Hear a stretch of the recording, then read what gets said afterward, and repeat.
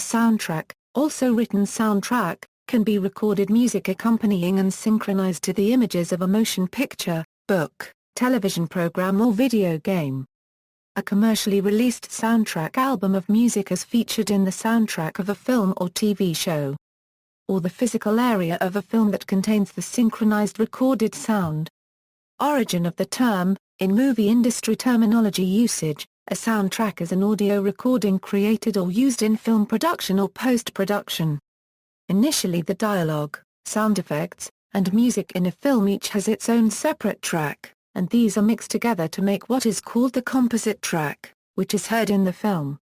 A dubbing track is often later created when films are dubbed into another language. This is also known as a M&E track containing all sound elements minus dialogue, which is then supplied by the foreign distributor in the native language of its territory.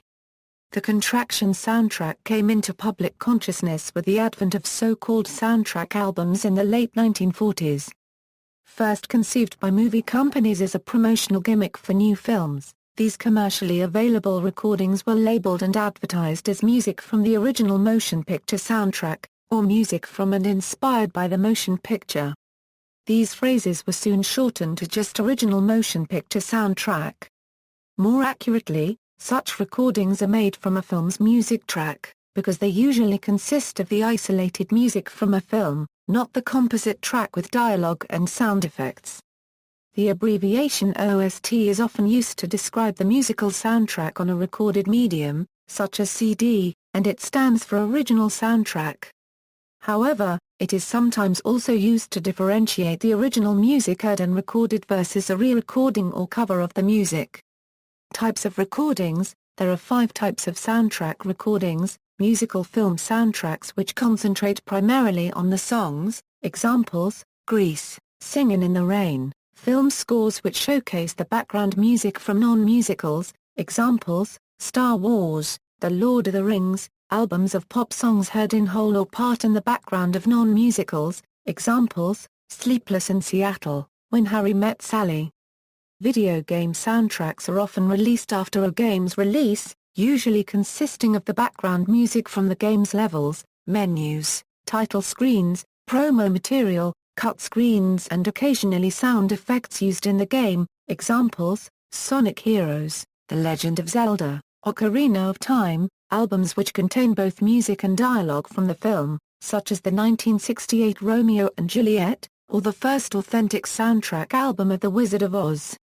The soundtrack to the 1937 Walt Disney film Snow White and the Seven Dwarfs was the first commercially issued film soundtrack. It was released by RCA Victor Records on multiple 78 RPMs discs in January 1938 as songs from Walt Disney's Snow White and the Seven Dwarfs and has since seen numerous expansions and reissues. The first live-action musical film to have a commercially issued soundtrack album was MGMA Euro Unregistered Trademark S 1946 film biography of showboat composer Jerome Kern, Till the Clouds Roll By. The album was originally issued as a set of 4 10-inch 78 RPM records. Only 8 selections from the film were included in this first edition of the album. In order to fit the songs onto the record sides, the musical material needed editing and manipulation. This was before tape existed, so the record producer needed to copy segments from the playback discs used on set, then copy and recopy them from one disc to another, adding transitions and crossfades until the final master was created. Needless to say, it was several generations removed from the original and the sound quality suffered for it. The playback recordings were purposely recorded very dry. Otherwise it would come across as too hollow sounding in large movie theaters. This made these albums sound flat and boxy. Terminology: MGM Records called these original cast albums in the style of Decca's Broadway show cast albums, mostly because the material on the disc, would not lock to picture, thereby creating the largest distinction between original motion picture soundtrack, which, in its strictest sense, would contain music that would lock to picture if the home user would play one alongside the other, and original cast soundtrack, which in its strictest sense would refer to studio recordings of film music by the original film cast, but which had been edited and or rearranged for time and content and would not lock to picture. In reality, however, Soundtrack producers remain ambiguous about this distinction, and titles in which the music on the album does lock-to-picture may be labeled as OCS and music from an album that does not lock-to-picture may be referred to as OMPS. The phrase recorded directly from the soundtrack was used for a while in the 70s, 80s and 90s to differentiate material that would lock-to-picture from that which would not, but again, in part because many film takes actually consisted of several different attempts at the song and edited together to form the master, that term as well became nebulous and vague over time when, in cases where the master take used in the film could not be found in its isolated form, the aforementioned alternate masters and alternate vocal and solo performances which could be located were included in their place. As a result of all this nebulosity, over the years the term soundtrack began to be commonly applied to any recording from a film, whether taken from the actual film soundtrack or re-recorded in the studio at an earlier or later time. The phrase is also sometimes incorrectly used for Broadway cast recordings. While it is correct in some instances to call a soundtrack a cast recording, it is never correct to call a cast recording a soundtrack. Contributing to the vagueness of the term are projects such as The Sound of Music Live, which was filmed live on the set for an NBC holiday season special first broadcast in 2013. The album released 3 days before the broadcast contained studio pre-recordings of all the songs used in the special, performed by the original cast therefrom, but due to the fact that only the orchestral portion of the material from the album is the same as that used in the special, this creates a similar technicality due to the fact that although the instrumental music bed from the CD will lock to picture, the vocal performances will not, although it is possible to create a complete soundtrack recording by lifting the vocal performances from the DVD, erasing the alternate vocal masters from the CD and combining the two. Among MGM's most notable soundtrack albums were those of the films Good News, Easter Parade, Annie Get Your Gun, Singin' in the Rain, Showboat, The Bandwagon, Seven Brides for Seven Brothers, and G. Film score albums did not really become popular until the LP era, although a few were issued in 78 RPM albums. Alex Nor, the unregistered trademark S score for the 1951 film version of A Streetcar Named Desire was released on a 10-inch LP by Capitol Records and sold so well that the label later re-released it on one side of a 12-inch LP with some of Max Steiner's film music on the reverse. Steiner unregistered trademark S score for Gone with the Wind has been recorded many times, but when the film was reissued in 1967, MGM Records finally released an album of the famous score recorded directly from the soundtrack. Like the 1967 re-release of the film, this version of the score was artificially enhanced for stereo. In recent years, Rhino Records has released a 2-CD set of the complete Gone with the Wind score, restored to its original mono sound. One of the biggest-selling film scores of all time was John Williams's music from the movie Star Wars. Many film score albums go out of print after the films finish their theatrical runs, and some have become extremely rare collector's unregistered trademark items. Composite film tracks included on record, in a few rare instances an entire film dialogue track was issued on records. The 1968 Franco Zeffirelli film of Romeo and Juliet was issued as a 4-LP set, as a single LP with musical and dialogue excerpts, and as an album containing only the film's musical score. The groundbreaking film Who's Afraid of Virginia Woolf was issued by Warner Brothers Records as a 2-LP set containing virtually all the dialogue from the film.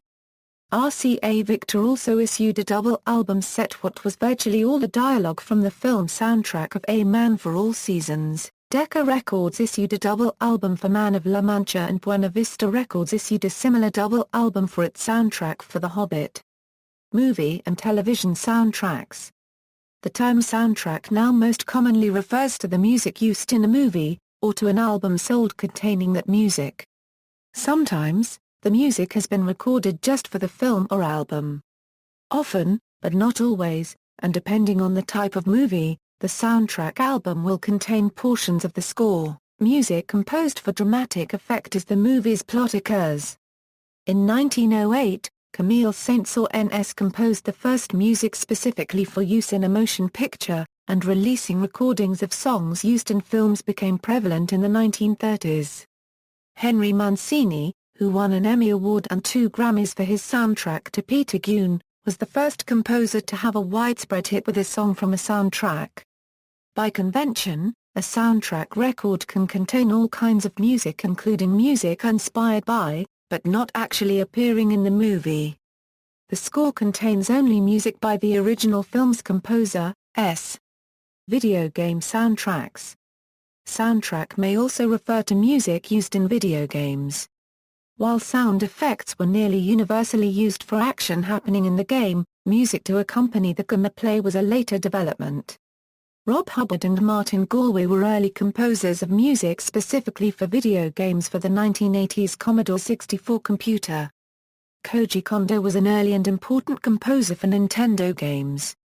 As the technology improved, polyphonic and often orchestral soundtracks replaced simple monophonic melodies starting in the late 1980s, and the soundtracks to popular games such as the Dragon Quest and Final Fantasy series began to be released separately.